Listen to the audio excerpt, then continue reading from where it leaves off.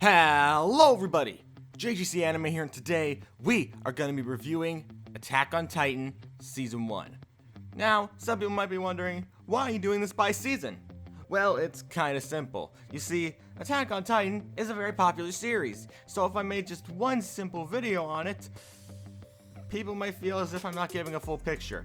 So I want to give more of a full picture by doing season by season like I've been doing with My Hero Academia and the story arcs for Sword Art Online. So without further ado, let's do this. So, what is the main story of Attack on Titan? Well, basically, in this world that the whole story is set in, the main character, Eren, who is voiced by the same voice as Kirito from Sword Art Online and also Meliodas from Seven Deadly Sins, basically, only in the English version, the Japanese version he's not, but anyway, moving on. Basically, he lives in this world where these strange beasts called Titans exist. And people have been trying to fight against the Titans, and they're stuck in like this huge wall that they had constructed from some time of old. And Eren, after a tragic accident, wants to completely kill every single Titan. And with his friends, he tries to make that whole thing a reality. There's a lot more of a darker tone to it, but I can dive more into that in the spoiler section. So, that's kind of like what I can kind of base off of without spoiling too much. So, things I liked. Well, if there's one thing I'd say I really liked, it would probably be the whole like character development for all the characters in this whole season. I found the development for Eren and Armin, one of his friends, pretty good, although Armin really didn't have that much development now I think about it. But he had some okay development. Eren doesn't develop that much either, but he does like play a major role. And yeah, a lot happens this season, so it's kind of hard to say everything I liked and disliked. I have to say though, I definitely enjoyed the first half of the season more than I did the second half for season 1, but I can also go into that in the spoiler section. Trying to go over things, I'd say I really like the story. I think it's really good, and I really enjoyed it. As for what I disliked, one thing I definitely have to say is I disliked the obvious plot twists. Because if there's one thing that Attack on Titan seems to do very well, it's make very predictable plot twists. There are two major plot twists in season 1, and I called both of them. They were very painfully obvious, and once I looked up reactions for the series, I realized they thought so too. It was kind of obvious, and I've only met like one person who didn't see it that obviously because he was so involved in the story. At least that's what he told me. For the most part, most people could see where these were coming from and like what they were going to end as, and who was who and what was what. It was very predictable at times, but it was still a fun series. Although that's really all I can go into without spoiling anything, because well, it's just something if you haven't seen it yet, it's impossible not to spoil. So yeah, I guess we're just gonna go into the spoiler section of this. If you want to skip the spoilers and just see the final results because you don't want things to be spoiled for you yet, here's a timestamp to the conclusion of this video where I will give my final rating. Note, if you are someone who has seen the series, I'd recommend watching the spoiler section to get a full-fledged view on this. If you haven't, then I'd recommend skipping, but only that because I know that a lot of people just skip to the end to see the final results. Anyway, let's do this.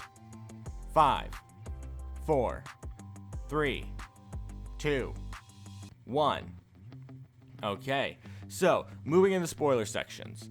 If we're talking about the two plot twists that I called out easily, the first one would obviously be after Eren supposedly died in episode 4, I believe it was episode 4 or 5, one of those two. Where Eren just seems like he's gotten eaten by the Titan and he's dead now.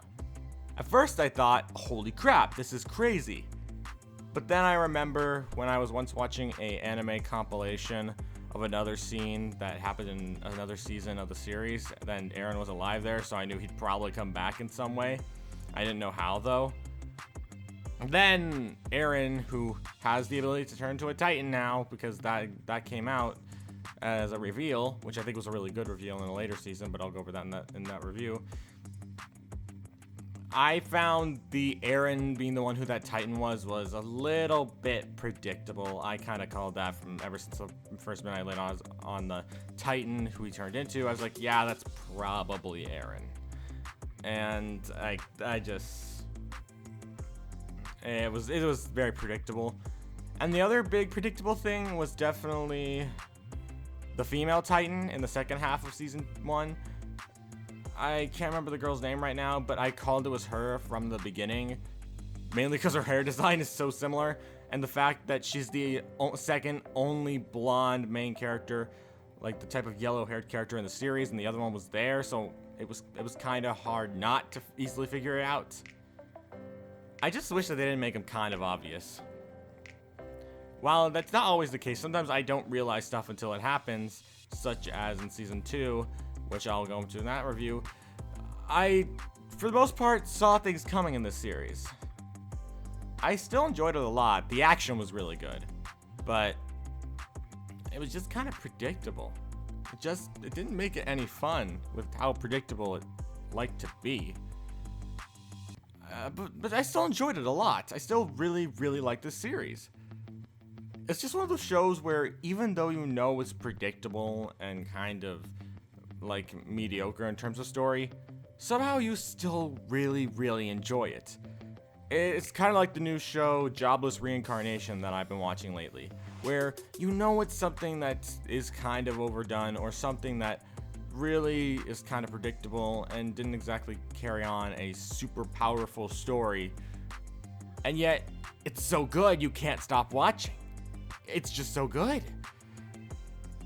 And that's kind of how I felt with season 1. I really thought a lot of it was predictable and some of the story very much lacked, but I still really enjoyed it. I found a lot of entertainment in the story arc, and I'll be honest, I really, really had a fun time watching Eren versus the female Titan. It was so awesome. It was just too good. Although, I don't know how I feel about the whole story in general, because it did take me a bit. I got kind of into it in season 1, but it took till season 2 to finally have me say, yes, let's freaking watch this thing. So, season 1 wasn't necessarily like a huge grab me into the franchise thing, and I really didn't think it was that amazing. It was still a good season, to clarify. It was still a good season. I really, really enjoyed it. Just compared to the later seasons of this show, well, mainly season 2. I haven't seen season 4 yet, so I can't say anything about that. For out of the 3 seasons that I've seen, this one probably has the weakest amount of attention to it, because it still sets up everything good, and everything's all set up and well done, but it just, I don't know, it definitely feels like it could have done better. But it was still a good season. I still really recommend it. All in all, though, I found a lot of it to be somewhat awkward at times. For one, there was the thing I watched this one video, like Attack on Titan in something minutes. I can't remember how many minutes it was. I think it was like 8 minutes or so.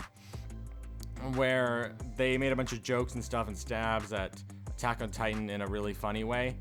And one of the things it actually pointed out that I really thought made a lot of sense would definitely be how somehow in one episode we jump from a child to a teenager and then spend half an arc on a horse.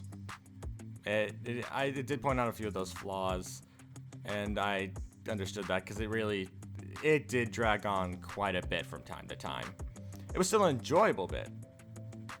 And if there's one thing I definitely have to say this series does well, it's conveying that, well, death. Death is a very uncommon thing in most action stories because you don't want characters dying.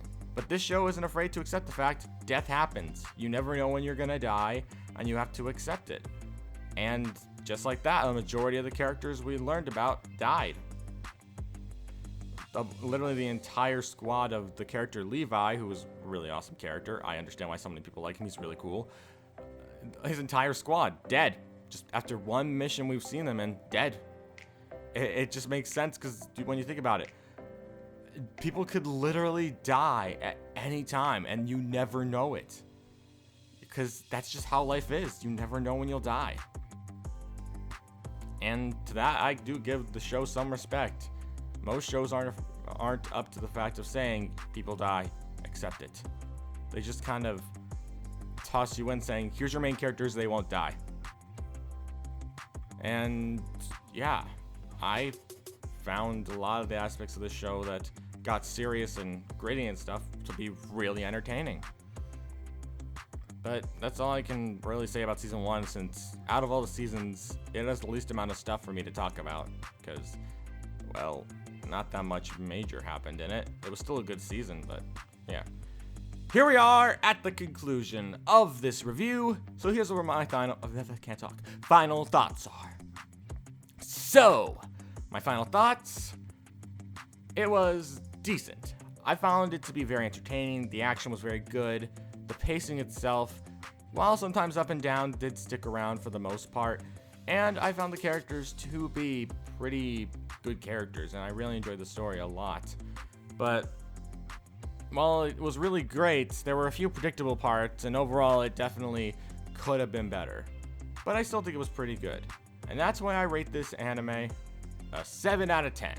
While it definitely could have been better in some areas, I think it was a pretty good watch, and I would recommend it to people who would enjoy a good action, adventure type, intense storyline. That's all I can really say for this review, and I thank you all for watching. If you're new to the channel, don't forget to subscribe. If you don't, it's perfectly fine, but I would appreciate subscription since it shows that people actually like what I make. And yeah, I thank you all for watching again, and I shall see you all around. Peace!